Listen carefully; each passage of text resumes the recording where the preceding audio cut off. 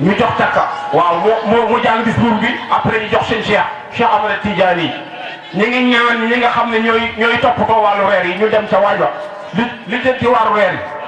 Tous les noms de personnages célèbres du Sénégal, il fait partie de ceux qui font plus vivre impression à tel point que certains l'ont retenu et isolé qu'une infime partie de sa noble personnalité.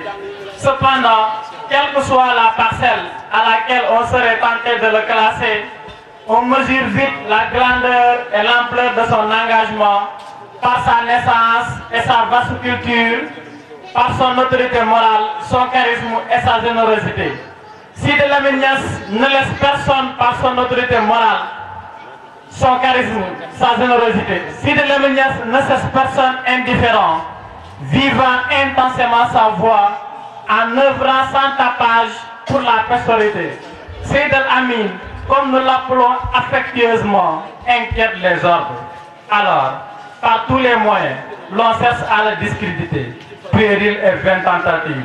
Il se trouve en effet au-delà des sept océans, bien avant que ceux qui cherchent à l'écorcer n'aient songé à fabriquer leur diabolique embarcation, voguant sur les eaux boueuses de leur cannibalisme dont ils seront les seules victimes.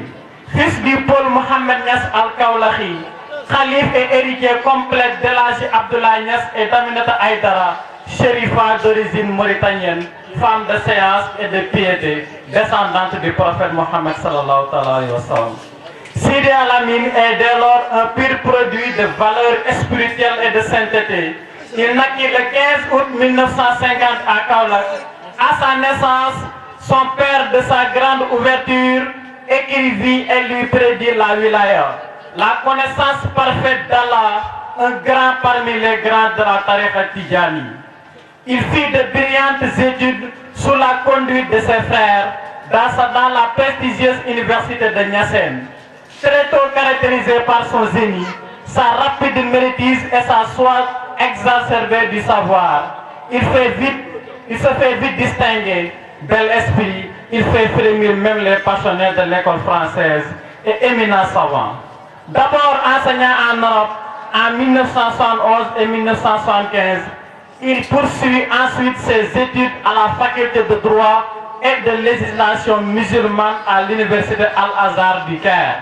Il parle un anglais correct, une panoplie de dialectes locaux, maîtrise parfaitement l'arabe et le français. Sa rhétorique et sa dialectique de ces deux dernières langues ont été amenées plusieurs hommes de notre monde à s'intéresser à lui. Ainsi, il est régulièrement invité dans les chaînes de télévision comme Al Jazeera et dans les conférences et débats dans le pays et à l'étranger. Homme de son peuple dans ses valeurs et de son époque dans ses vertus, conformément à la parole de Seydi Ahmed Tidiane radiyallahu ta'ala anhu, le compagnon doit être de son temps et participer à l'évolution des hommes, et il ne doit jamais s'idéaliser outre mesure s'ancrer cela dans l'isolement et le démuni qui éloigne de l'amour divin. Considérant le travail comme une adoration divine, il créa en 1984 un groupe de presse dénommé Walfadjri, comme la Sourate 89 du Saint-Coran, composé de 3 radios, de 3 quotidiens et d'une scène de télévision connue à travers les frontières et largement appréciée. Il apporte ainsi sa pierre à l'édifice du développement de notre pays. Son action publique est la foi désirée et redoutée selon le camp où l'on retrouve, fait aussi de lui une attraction majeure et il a même été embastillé pour délit d'opinion. Juriste théologien, poète, auteur, panégyrique du prophète Mohammed sallallahu alayhi wa sallam, homme de lettres et éminent conférencier, Sidi Lamine Niass est un éducateur né. En 1996, il publie Études sur la vie et l'œuvre d'Elhaji Mohamed Niass, ouvrage dédié à son illustre père, qu'il apprécie, aime profondément et connaît parfaitement de par sa pensée. Pour contribuer à faire connaître Khalifa Mohammed du nom car l'élite ne l'ignore point, il a édité beaucoup de ses œuvres. La dernière perle du collier précieux en éloge au maître des humains, le souffle rouge dans les louanges du plus grand Paul, les armées d'avant-garde au sabre tranchant à l'assaut d'Ibn Mayaba l'arrogant. En outre ouvrage écrit de sa propre plume, nous pouvons citer l'État islamique, un arabisant entre presse et pouvoir, Sarifou fin de la monde. Et plusieurs traités, contributions et articles, aussi bien en français qu'en arabe. Khalifa Halaji Mohamed Niass l'a annoncé, l'aube est proche, par l'aube et par les 10 nuits, par le Père et l'Impère et par la nuit quand elle s'écoule. Coran 89. Sidi Lamine Niass jouit d'un charisme sans précédent auprès de tous les disciples niassènes, car il sait parfaitement discerner l'entreligne des chassidas de son père, et un de ses gamins, il parlait du poème communément appelé Ya Bidou Ya Soudou. De sa belle rhétorique, il nous a fait comprendre que bientôt les nations des 4 points cardinaux vont accourir à la porte du calife.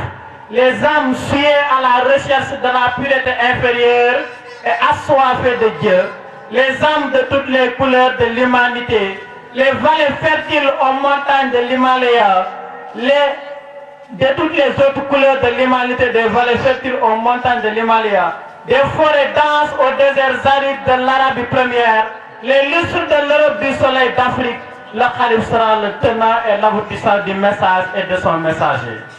Ils entreront en masse dans l'islam et reprendront la tariqa Tidjane.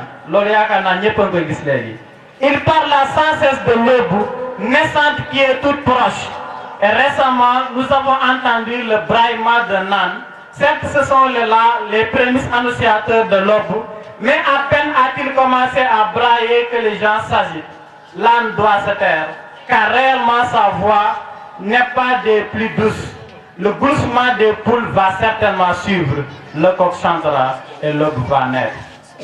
Nous avons placé notre confiance à Sidi Lamine Ibn al-Khalifa comme guide et éclaireur dans cette aube naissante. Il siège dans nos cœurs car incarnation agissante de nos valeurs fondamentales et car en réalité, sa seule et unique préoccupation est de répondre aux exigences de la servitude. C'est sur quoi et ce par quoi il agit. La droiture parfaite est son unique et plus cher vœu, ce qui fait de lui un indifférent aux souhaits mondains qui mène sur les sentiers des confantises égoïstes. Nous avons besoin de lui. La Oumma islamique a besoin d'hommes comme lui.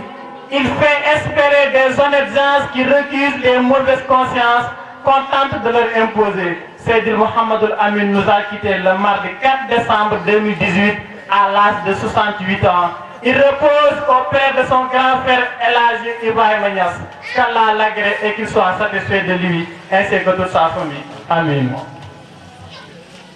Discours bi nag biñ ci paree dinañ sant ko mel ne Mor Khalifa Niass ndax lii yëpp moom la ak exposé bee ñu def ci maam Khalifa ak njabootam yëpp liggéey bi yëpp ci loxoom la jaar kooku ñu ngi koy sant di ko gërëm asalaamaaleykum wa rahmatullahi taala wa barakaatu. xale yi wax laay wax.